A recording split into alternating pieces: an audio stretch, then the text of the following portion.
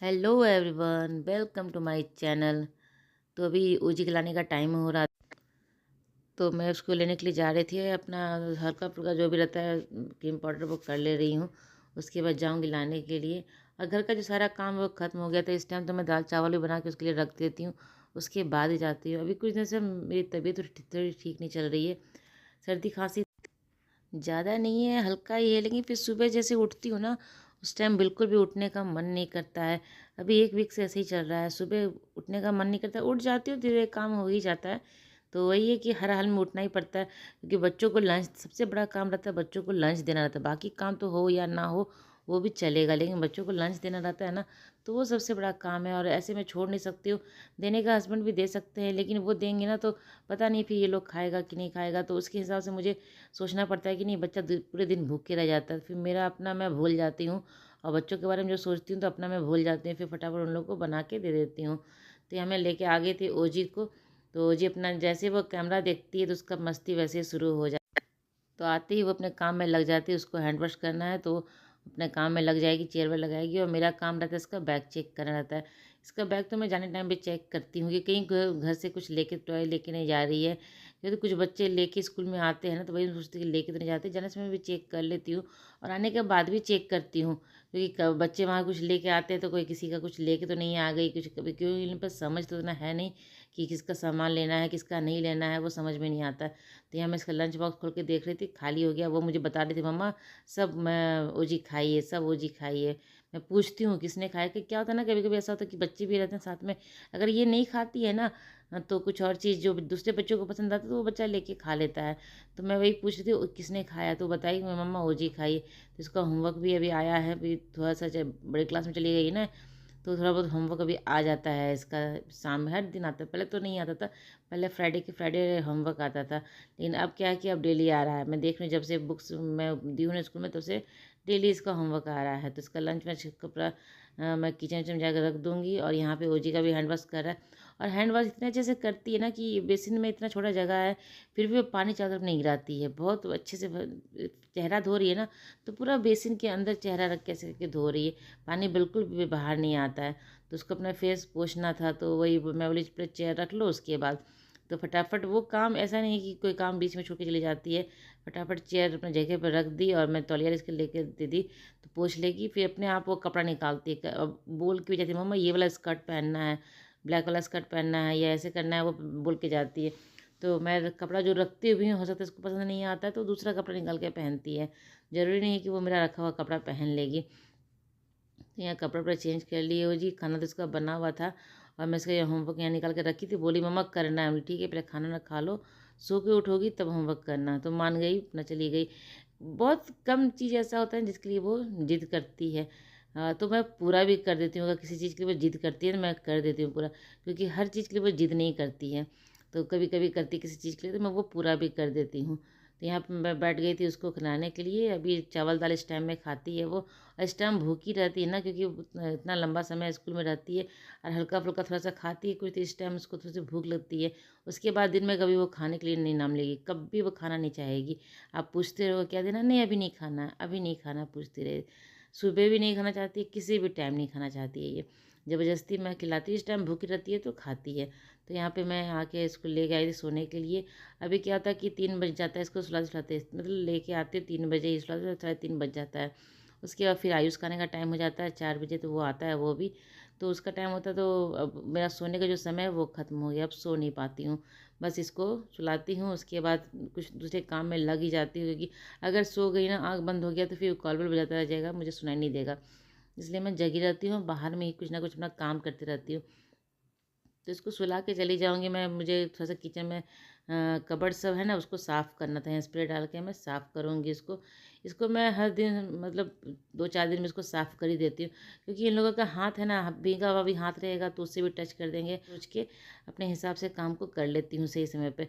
तो मेरा काम जो होता है ना बहुत ज़्यादा नहीं होता है, हमेशा काम को मैं कम करके करने की कोशिश करती हूँ। खाना वाना जैसे होता है समय, अभी जैसे कि अभी समय मिलेगा, आयुष आ जाएगा तो उसके बाद मैं रात का खाना भी बना के रख दूँगी। तो वीडियो आगे जरूर देखिएगा। मैं मशरूम मसाला बनाने वाली हूँ। तो बहुत ही सिंपल तरीके से बनेगा, लेकिन टेस्टी लगता है खाने में। मेरा जो रेसिपी रहेगा ना, आपको सिंपल ही रहेगा। बहुत मैं ताम झाम वाला नहीं करती हूँ कि इतना भूनना है, इतना ये करना है, वो करना है, वो उतना नहीं करती हूँ। तो वीडियो को ज़रूर देखिएगा आगे। यहाँ किचन मेरा साफ़ हो गया है, और फिर थोड़े से कपड़े भी रखे हुए थे, सुबह रखे हुए थे कपड़े, उसको मुझे फ़ोल्ड करना है। तो यहाँ किचन साफ़ कर ली हूँ। अभी तक आयुष आया नहीं था, तो मैं कपड़े पर फ़ोल्ड कर लूँगी। और जब वो आएगा तो यहीं मैं हॉल में ही घूमती रहती हूँ, क्योंकि इसमें आवाज़ सुनाई देता है, कॉल बेल का सुनाई देगा। अगर रूम में चली जाऊँगी तो वहाँ सुनाई नहीं देगा, इसलिए मैं इधर उधर ही घूमती रहती हूँ। तो फटाफट कपड़ा फ़ोल्ड कर लूँगी। अगर आयुष आ जाएगा तो उसको खाना वाना दे के फिर मैं अपना मशरूम मसाला बनाने की रेसिपी स्टार्ट कर दूँगी। तो वीडियो को आगे ज़रूर देखिएगा।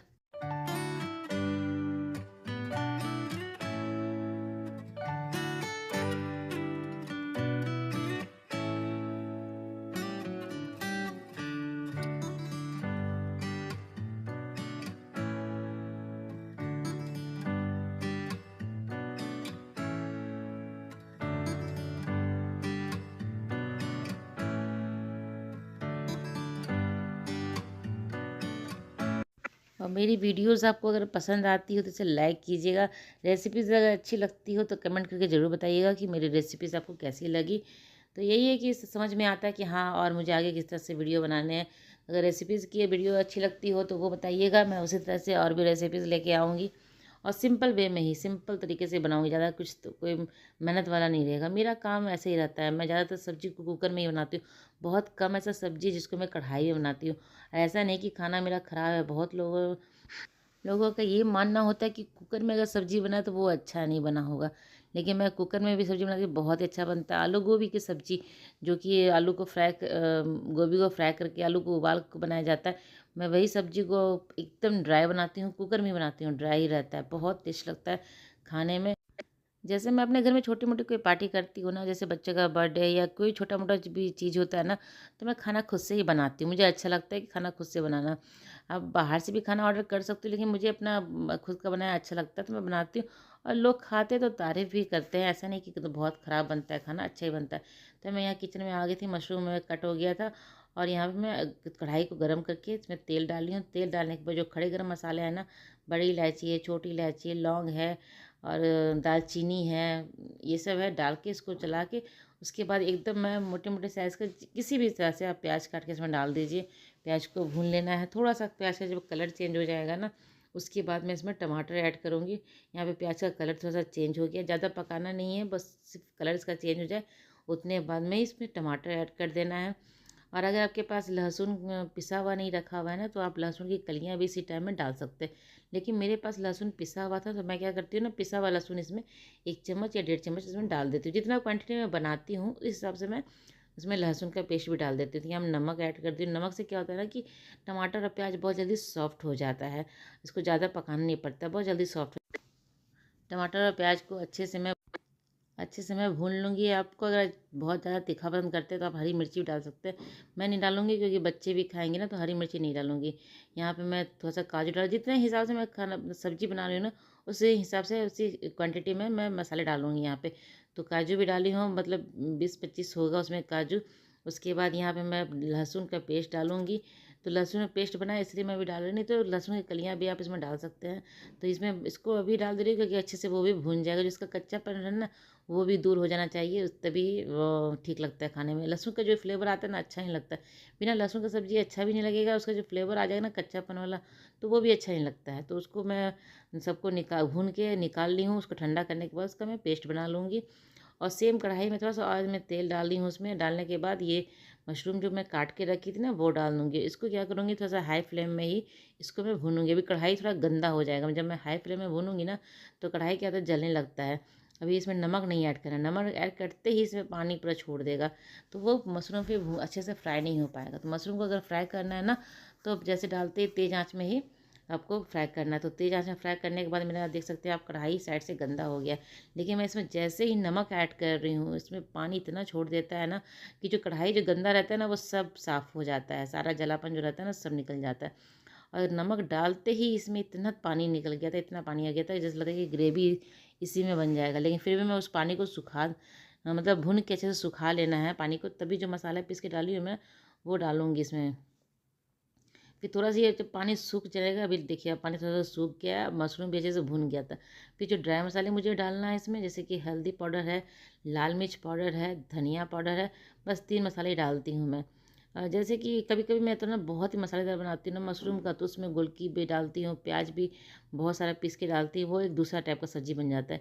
ये सब्जी मशरूम मसाला है ना, मैं एकदम जो रेस्टोरेंट में मिलता है ना, स्वीटनेस इसमें थोड़ा सा रहता है, उस टाइप का बनाती हूँ। तो जिसमें आपको थोड़ा सा मीठापन चाहिए सब्जी में, उसमें गोलकी नहीं ऐड कीजिए, गोलकी ऐड करने से क्या होता है तीखा हो जाता है। तो यहाँ मेरा मसाला जो डाली थी मैंने ड्राई मसाले, वो भी अच्छे से भुन गए थे, कलर आप देख सकते हैं कितना अच्छा आ गया है।